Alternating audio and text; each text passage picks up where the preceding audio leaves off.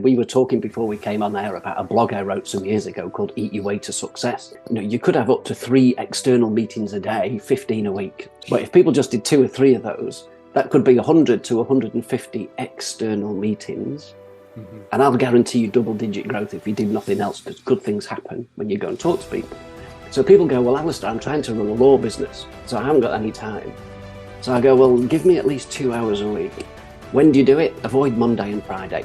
So it might be Tuesday, Wednesday or Thursday. I usually try and encourage people to pick lunchtime. I recently did, this is a research document where I asked 150 law firms how they won new clients.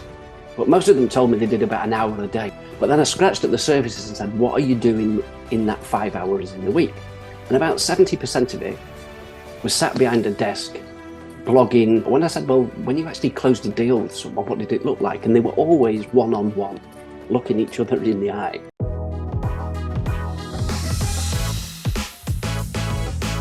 All right, everybody, welcome to another episode of the Marketing Tales Show. Today, I have the pleasure to introduce you to Alistair Marshall. Alistair, welcome. Thank you. Good to be here. Different time zones, of course. Totally. Alistair is located in Sydney, Australia, so it's 14 hours ahead of me. So it's his Tuesday morning. It's my Monday evening. But yeah, I've been following Alistair for quite a while on LinkedIn. I've been always impressed with his legal marketing expertise and professional services expertise, and I'm so privileged to have him on the show. So Alistair, did a little bit of research on you.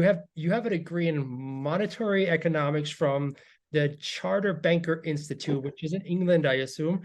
And then it is in England. Yes, and then you worked several years in sales while living in England before making a switch to marketing when you moved to Sydney, Australia. So tell us about the move. Why did you make the move? Well, I was very sales focused. So my background was in fast moving consumer goods. So I sold things like beer and I sold things like hairdress blinds. But I ran very large sales teams, 60, 70 people with some big budgets, $100 million plus. And then we came to a small matter called the GFC in 2008. And I thought I might start my own sales coaching business. And I went out and all I met were lawyers, accountants and bankers who couldn't tell me why they were better than any other lawyer, accountant or banker. And I thought, these are the people who need the help. So I read books on how to run law firms and professional services businesses and just consumed a huge amount of content and then rewrote an awful lot of the content I had and gave it a professional services bias. And then you do need a piece of luck in life. So somebody said to me, if you want to get into the professional services market in the UK, you need to get in with the Royal Bank of Scotland. And I was introduced to a man who banked 1,500 law firms. And he said, Alistair, we're about to have a conference and I need a speaker. Could you be that guy? And I went, I can be that guy. So I addressed this audience, and at the end of it, 33 managing partners came up to me, gave me their business card and said, we need to talk to you because that's exactly what we need to get better at. And that was it. I was off and running. And then eventually, a few years later, my wife dropped the bombshell that we were moving to the other side of the world where I didn't know anybody. So we got off an aeroplane, arrived in Sydney. She went to work in Planet Corporate. And well, it was a nice time for me. I had a couple of months off to decide before what I was going to do, but then literally started from scratch and had to, redo the model that I'd done in the UK, which I'm quite happy to share with you. But we might be here all day if I had to do such a thing. But very happy to share some of the things that I've done over the last 10, 12 years here in Australia, so the guests can listen and take some things away. Lovely, lovely. So you were in sales quite a bit, and then you made the move to marketing. Was it because of what happened at the industry conference that people approached you? No, I wouldn't put it as that. I would say that in big organizations, you separate marketing and sales. When you get into smaller organizations, of which there are many in professional services, they don't have that luxury. And because they hate the S word, sales, because it's beneath them, below them, it's cheesy, desperate, they're not doing it. We wrap it up and we call it business development, but it's a very different skill set. So marketing is that if you have a marketing problem, you can't get meetings with prospects or referrers. If you have a sales problem or a BD problem, you can get coffee meetings with people, but you can't close them. Right? Because you've never been taught what to say at that meeting. And I have huge empathy with the people who I go and see. Law school people never get taught how to grow a practice. I actually failed my accountancy exams. I'm Spartacus. So when I go and sit with accountants people, I'm quite happy to admit that, but I do know no one at accountancy school taught me how to grow a business. And it still doesn't happen, right? So there are law schools all over the world that still don't have enough things in their courses about how to teach people how to do this. Now, whilst we're on education, I don't know how many of your listeners might have an MBA or aspire to have an MBA. Now, if you do one in Australia, the best place to go is with a guy called Mark Ritson at Melbourne Business School. It's about $85,000 for 2 years. And I'm going to condense the learning of that 2-year course for the benefit of your listeners right now. So you will go there and you will fundamentally learn that the financials of your professional services business only depend on 2 things, which is operational competence times marketing. So in idiots' terms, that's how good you are at what you do, multiplied by how good you are at telling people about how good you are at what you do. And most professional people, lawyers, accountants, bankers, are not great at that second discipline. And that's where they can really improve. And, you know, that's why people like me and you exist, to try and assist them in their endeavors. Yes, that's wonderful. That's really good. I like that analogy. And you know what? I've met a lot of lawyers that used to work in the law firm that I work with, and then they went out on their own to start their own practice. And I have a passion for helping these lawyers because they've been really good to me. So in your opinion, when somebody starts out on their own, starts her or her own firm, what's the best way to start marketing? Is it creating a proper website, go out there and network, go on speaking engagement tours? What is it? All of the above is the answer. So what you're describing is very common. So lots of people end up in a big law firm, then decide for whatever reason they're going to set up on their own. And they come out of a big law firm where they might have had 1 or 2 big clients and that fed everybody some work. And then they come out and they realize clients are actually quite sticky. So they didn't follow them out the door. And it's a tough world out there. So you should, in this world, start with a digital footprint. So we live in a world of Deb. Deb is the digitally empowered buyer. You know, no one buys anything these days without Googling it if it's over $500, right? So they'll be exactly the same when you want a legal service. So even if my bank manager has recommended Mr. Raposo as my lawyer, I'm still going to Google you. And what I find there will determine whether I give you a coffee meeting or not. And whether I give you one and I'm sat like this because I'm not as impressed as you think I should be. So the digital footprint is huge. Okay, so it's your salesman. It's 365 days a year. They never have a day off. They never take holidays. You don't have to pay them super fund or anything like that. So we need to get that bit right. So the second part is no one hires a generalist in 2023. So we need to see some specialism. So I claim lawyers, accountants, banking, but I do engineers, I do recruiters, I do software, or anyone in that B2B space. But I win work a lot easier in law firms because I put my flag in the sand and say I specialize in doing this for lawyers. And I've done probably 200 law firms over the last 10 years. So it just makes it easier for me to attract those types of people. And I can tell war stories that are industry specific. So it's my belief that industry specialism prevents you from ever becoming redundant because people will always want that. So I do think that's a big thing. There's kind of 3 questions when they come out and work on their own they have to answer. Why do I need your product or service at all? Why should I choose you rather than someone else? And why should I do it now rather than wait? Now, I spend hours in boardrooms at firms making sure we find answers to those questions. And for the litigators online, don't underestimate the power of that 3rd question, why we should do it now rather than wait. Because in litigation matters, often the competition isn't another lawyer or law firm, it's the client sitting on the hands and choosing inertia and taking no action. Right, so we have to put some urgency into the sales message. So they're pretty important things to consider.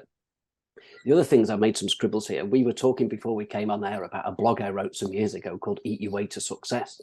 So what that kind of talks about is, you know, you could have up to 3 external meetings a day, 15 a week. So you could have breakfast with someone, you could have lunch with someone, you could have an afternoon coffee or a drink on the way home. We'd all be enormously big. It'd be very unhealthy. But if people just did 2 or 3 of those, that could be 100 to 150 external meetings. And I'll guarantee you double-digit growth if you did nothing else, because good things happen when you go and talk to people. But if you get better at the messages that you deliver when you're there, ooh, exponential growth is awaits you. So people go, well, Alistair, I'm trying to run a law business, so I haven't got any time. So I go, well, give me at least 2 hours a week. It's hard to grow a practice in less than 2 hours a week. So I'll take more of your hours, but I'll take a minimum of 2. When do you do it? Avoid Monday and Friday. Monday, you tend to have client things that have happened over the weekend, so they might want to talk to you. So there's client demands.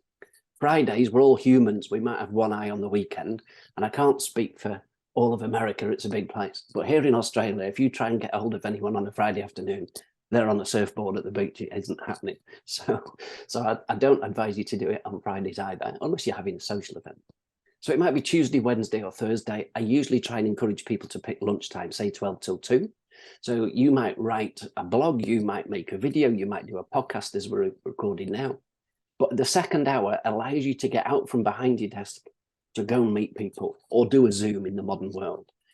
So I, just to wave something at you, I recently did, this is a research document where I asked 150 law firms how they won new clients and how many dollars and how many hours they invested to win perfect profile clients. So they told me, so I'm not guessing this, but most of them told me they did about an hour a day. Not sure I believed them, but that's what they said. But then I scratched at the surfaces and said, what are you doing in that 5 hours in the week? And about 70% of it was sat behind a desk, blogging, LinkedIn, all this kind of thing. But when I said, well, when you actually closed a deal with someone, what did it look like? And they were always one-on-one, looking each other in the eye. So we've got to promote people to do exactly that. So you can be great at marketing and win a meeting, but if you can't close, you'll struggle, right? So there's 2 skill sets at play here. And then people say, well, who should I do it with? Who do I go out and meet? So I then talk about a 5-5-5 list. Okay, so in big firms, all marketers give partners or directors a whole list of people. Here's 200 names of businesses on the industrial estate on the outside of town. It's like, what am I supposed to do with that? So again, busy people, 20, maybe 21 working days in a month. There's only so many relationship balls you can juggle. So I try and keep it to 5 existing clients that if you spent more time with them, you could do more work with them. So that's either selling them different services that you can deliver, that your colleagues can deliver. It might be you do work for them in Florida, but you don't do work for them in California or Georgia or whatever it is. So you can have a geographical thing, but there's lots of opportunity if you invested more time. Second group would be perfect profile clients, prospects. So you don't act for them, but you'd like to. And you need the names of not just the organization, but the decision maker within the organization, because you need to be specific. And the third group would be referrers. So 5 referrers who can help you. So you've got this 5-5-5 list. It's a dynamic list which can change at any time. But if you focus on in any month on how you're going to build relationships with those 15 people, that's great. So you have 2 challenges: visibility, credibility. No one hires you if they don't know who you are. And there's 2 brands, right? So you've got the umbrella firm brand and you as an individual, because people still hire individual lawyers. People hire people, not firms, or to a certain extent. So lots of different things at play. In terms of networks, this is where the specialism really kicks in. So I encourage everyone listening to try and build an ecosystem around your client for referrals. Now, the first thing is when I go and ask people about how many, I say, how have you built your practice? And they go, oh, word of mouth referral, Alistair. And I go, that's great, because they convert at higher rates than other types of leads. They're usually free. Problem is that you can only grow your practice at a rate that other people talk about you, which is dangerous because you're not in control of your own destiny. So good, successful practices will not be over-reliant on referrals or AdWords. And I talk to people about having up to 20 routes to market for lead generation on top of those 2 things. And when I challenge people, how many referrals have you asked for this year? People go very quiet on me and stare at the shoes with guilt because they've never asked. So 3 pots of revenue in a law firm. Pot 1, recurring revenue. That's great. They're retainers. Everybody loves them. Your bank manager will love them because he knows they're coming. Second pot of revenue, reactive revenue. When the clients get busy, you get busy. So we've had 2 years of that in COVID, right? So employment lawyers, property lawyers, and now more recently, family lawyers, boom time. just because clients got busy, there was a demand for the work. They didn't have to do anything to get for it. It's just the work is there. Pot 3 is the really interesting one. This is the growth pot. So this is the proactive pot, which is, this is the type of work we'd like to win. It's profitable and we're going to go and win it. But because it's out of people's comfort zones, that's the one that's left alone. And they tend to operate in the other two pots. But if you want real growth in a practice, go after pot 3. It's where the winners go. So it's a real differential kind of thing. And it's important. So this ecosystem, so for example, I always like sharing war stories of my history. So because I'm after lawyers per se, I have lunch every month with the head of professional services at banks. These people bank hundreds of law firms, more law firms than I could ever wish to work at.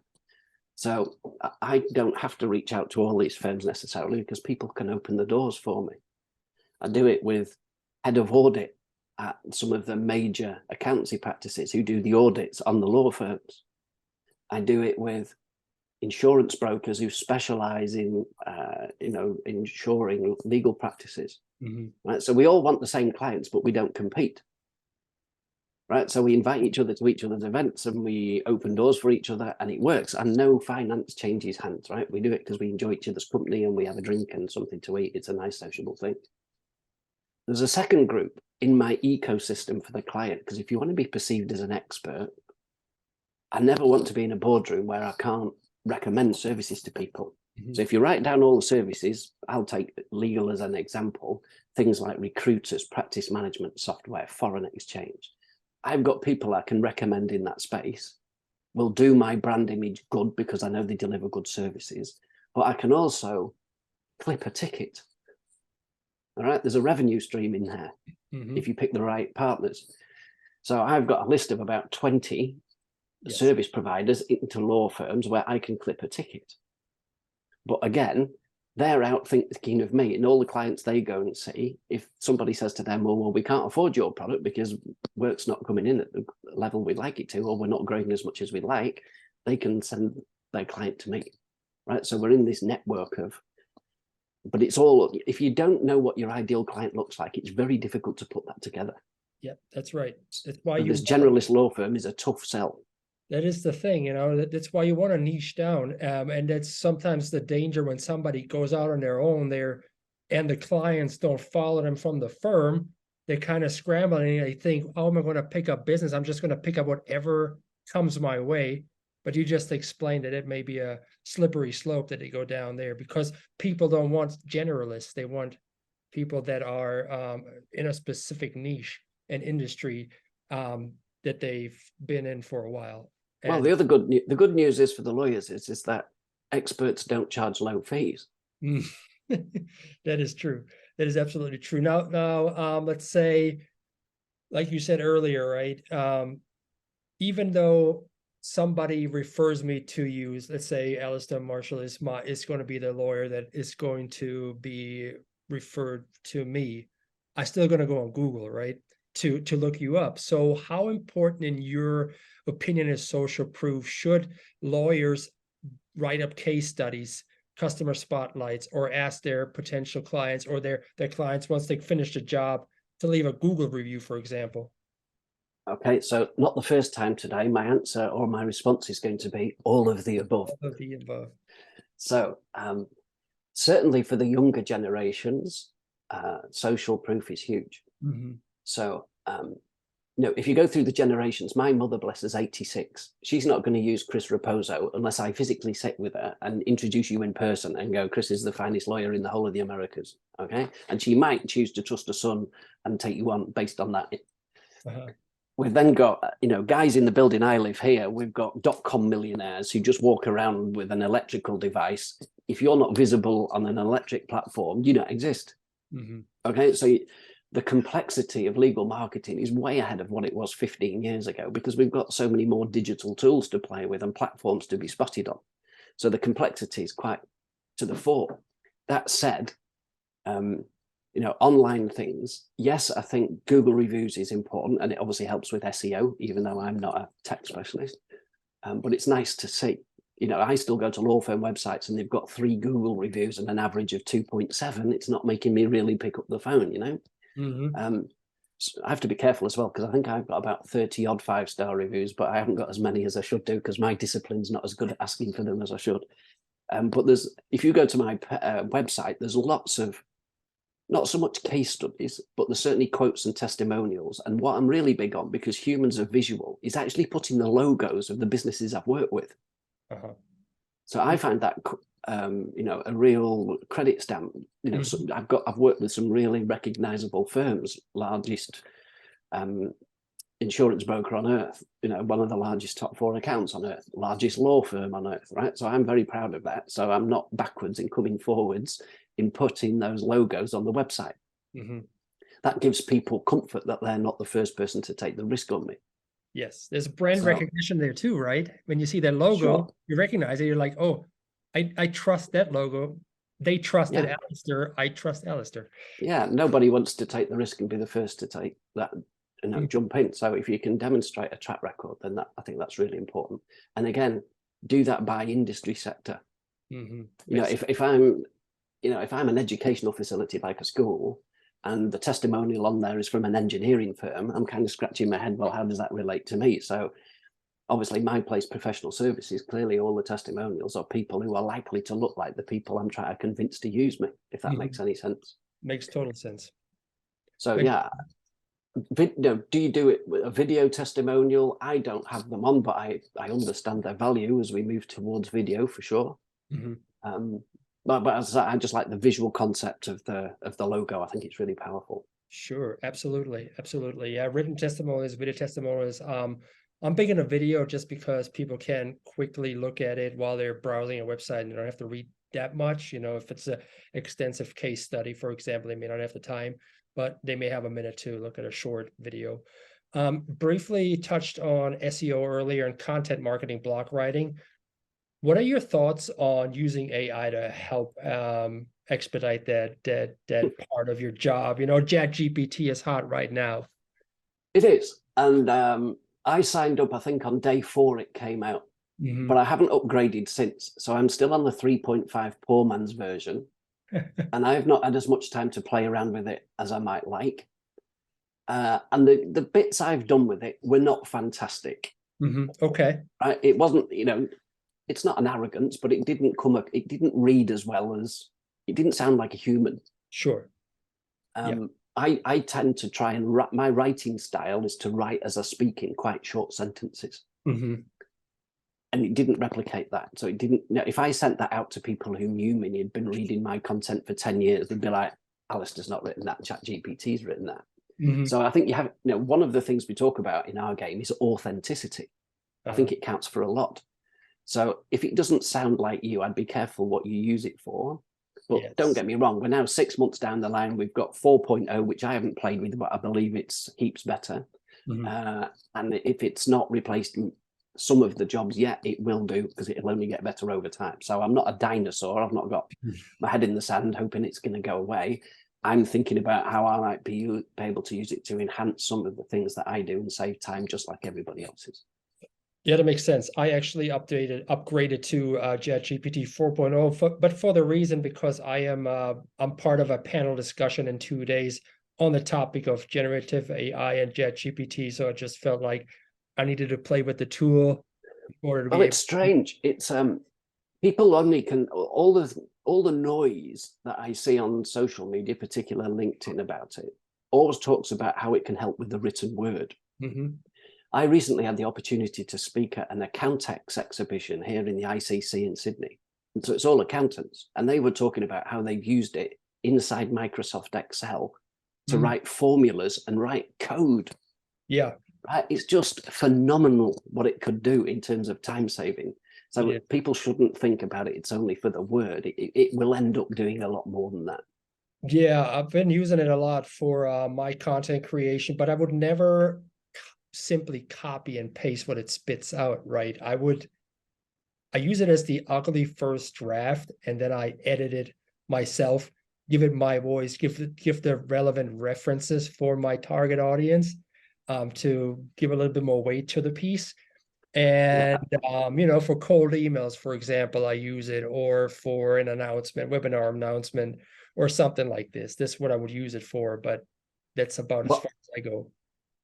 When I get time, and I've no idea when this is going to be, I've written a few books in the past, but there's a book I did that I never published. Oh, And it's probably 10 years old now. Now, it would clearly need updating, but I could probably copy and paste pages of that text into AI and ask it to update it and then give it prompts to deliver it in a certain manner. And it would probably save me hours. And at some point, I must get round to that, but I haven't done it yet. Yeah, apparently you can also train that tool by uploading certain content that you've written in the past to recognize your voice and then ask it to replicate your tone of voice and write an article about whatever subject you want to write about. So I've seen people do that online as well. So it's something you should maybe look into just to play around with it. But let's get away from content marketing. You're also a keynote speaker and you have presented at on various topics over the years. I know that the one you did in England gave you a big break, but you've since spoke, numerous times. It's my number one route to market to generate quality leads. Okay. Without question. Okay. So the other thing, I'm guessing that the majority of your listeners may be in the legal profession. Okay. So these are people who are very time-based. So even though we've been trying to kill the billable hour in all the years I've known, it still delivers 85% of the work in the world. It's still billed by billable hours. So time is of the essence. So what I would want lawyers who might think I don't want to do this, here's my way of trying to sell the concept to you. First of all, I should admit, the first time I spoke, I sounded like Michael Jackson because I was so nervous. My voice was, and as you go through time, you realize, you know more about your subject than the people in the audience, and they're on your side, so you don't have to worry about it. But the point I would make is, and I give this as a war story. So 2 years ago, just at the start, just before the COVID lockdowns, I went to speak at the New Zealand Law Society conference.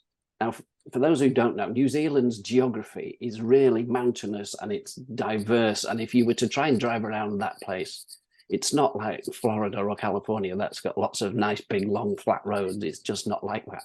So the time it would take to drive around the geography and try and meet people would be horrific. So I flew there, spoke for an hour at the conference, and there was 283 firms in the room. Right. So at the end of my speaking, I always give away a free hour of my time for partners to run in their partner meetings the following month via Zoom. So 93 of the 283 came down the front, gave me their business card and said, yes, Alistair, we'd be interested in doing that. So I start with 283 people that now they're not allowed to give me the contact details, obviously, but I can be told who they are and what firms they're from. So I've got 283 new LinkedIn friends. 93 of them have identified themselves as warm leads and said, yes, we'd be interested in doing that. So I come back to Sydney. How many winners do you think Mrs. Marshall picked out of the hat for the free 1 hour? 10. I can't do 93. That's ridiculous, right? So you sift them for who you think is going to benefit and who can afford it and who'd be ideal. So they get, congratulations, you've won a free hour. So I think I ended up doing 9. Of those 9, 4 became ongoing clients. 2 of them I'm still doing every month 2 years later. Right, so it's lots of dollars, but I only gave 2 days out of my time. So if I'd have tried to have a coffee meeting with 283 individuals for an hour, first of all, there's 283 hours of coffee, plus the price of the coffee, plus the time to send the email to organize, then the travel between, it's just not possible. Yes. So for time poor professionals, you really got to get on board with the speaking. Mm-hmm. But you have to find a way to harness the contact details of the audience, because quite often the organizers won't share that with you. So you've got to be creative in terms of what you can do to find that, because that's what makes the difference. That is very interesting. See, in the United States, I go to a lot of industry conferences as an exhibitor, and part of the deal, the buy-in, is to get a list of emails of everybody that attended here. So I get that. In fairness, though, you can, there's email scraping devices, and most lawyers have their email on their website. So if you could, and even if you go, I can't speak for the States, but here in Australia, if you go to the Law Society websites, they have find a lawyer, and you can put in a postcode, and you can get all the details pretty quickly. You know, they're in the public domain. It takes some time to get there, but you can find them. And plus you can use software like hunter.io and things like that to, you know, find you as many emails as you like. But the skill isn't in finding the email. It's finding out who are the warm and interested ones. Yes, absolutely. Absolutely. So there is a thing, because you're in the audience and I'm stood on the stage, the perception is that I know more about this topic than you do. True. That's human. Now you just have to have the guts to stand up there and present. Sure. You know. Sure. For all the marketing folks listening on this podcast, what is the most important lesson that you've learned helping market law firms that you can share with the audience? Okay. If you went and asked all the people who I've worked with over the last 13, 14 years, they would say the best thing about working with Alistair is we put our prices up. And because we put our prices up, you know, the profit line went through the roof. Wow. They only did that because we worked together on making them perceived as experts in their field. Yeah. So I go back to, no one wants a generalist. They didn't want one in 2009, 10 when I started, and they definitely don't want one in 2023. Google is our friend these days. We can find experts pretty easy. So we need to be one. We can't just pretend to be one. You can't just tell people you're a better lawyer or law firm than the next one and expect people to believe you. You have to be able to demonstrate your expertise. And that's likely to be done through speaking, writing, and networking on and offline. And if you don't dedicate time in your working week to it, every day you don't do it, you're going backwards because the competition's getting better. So there's no such thing as staying the same. Every day you do nothing, you're going backwards because there's people out there raising the bar. Yeah, you mentioned networking on and offline. So online, right? I see you're obviously a content creator on LinkedIn. Would you recommend law firm lawyers, you know, solo practitioner to go heavy on LinkedIn to start acting as thought leaders on that platform? Well, it's certainly the one for the moment, and has been for a number of years. I'm sure there'll be another one that comes to the fore. My concern for LinkedIn is that it's turning too much like Facebook. It's getting a little bit too non-business. Sure. And I don't know how long that'll last. I'm not sure that's great because I think it'll turn people off if it goes away from what it was originally intended for. Yeah. Although there's going to be recruiters online telling me it started off as a recruiting platform. So yes, I do believe in that. So, you know, I've got about 6,000 followers. If I put content out, that's 6,000 people who get to read what I'm thinking, and it doesn't cost me any money to put it there. Every time I write I only write a new article about once a month. I might repurpose or reshare other people's things, but in terms of taking the time to write a new article, it might only be once a month.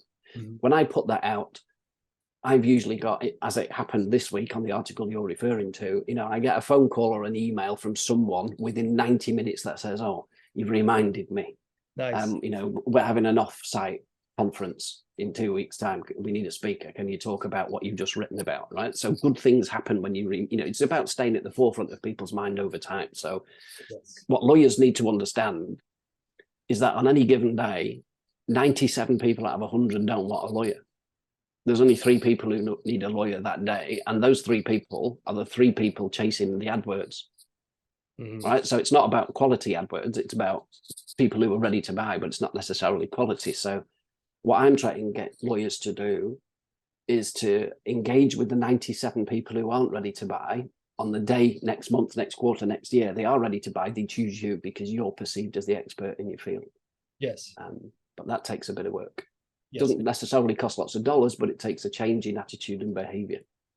Yeah, and it builds trust if you give away your knowledge for free to them at the time they don't need you. But then once they, like you said, once they need you, it's top of mind right there. Alistair's, I remember his post. So good stuff. Staying on the topic of social media, what are 2 social media content creators you could recommend to anyone who wants to become better at legal marketing and wants to learn more about how to market their firm on LinkedIn? Okay, so I was brought up with the late David Meister, right? But if anyone was running a law firm or owning a law firm, if you go and read some of David Meister's work, it's still hugely valuable today. And Rain Group was still around years ago when I started there, still going gangbusters, I think. There's a guy called Patrick McKenna in America who's excellent at what he does on strategy and marketing in firms. There's a guy in England called Bernard Savage who runs a thing called size 10.5 boots, which is a bizarre title, but he's very good. Andrew Sobel in the States is quite good. Don't know if you're familiar with him. Stephen Gold in Scotland is a good guy. And again, you have to think of niches. So there's a guy here called Mark McInnes who's very good on telephone and outbound reach and social media things.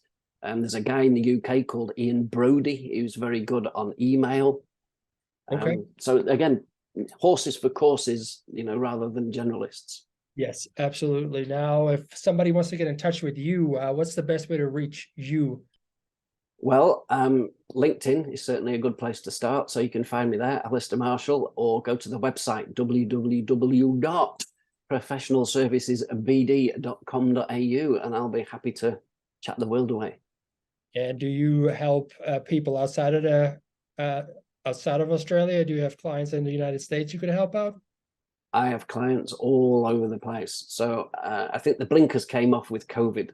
Yeah. So, in COVID, I was talking to lawyers from Saudi Arabia to Korea and, talking in conferences online in all sorts of manner of places that if you'd have told me 6 months earlier that people would pay me to do a keynote sat in the kitchen of my own home, I'd have said you were mad.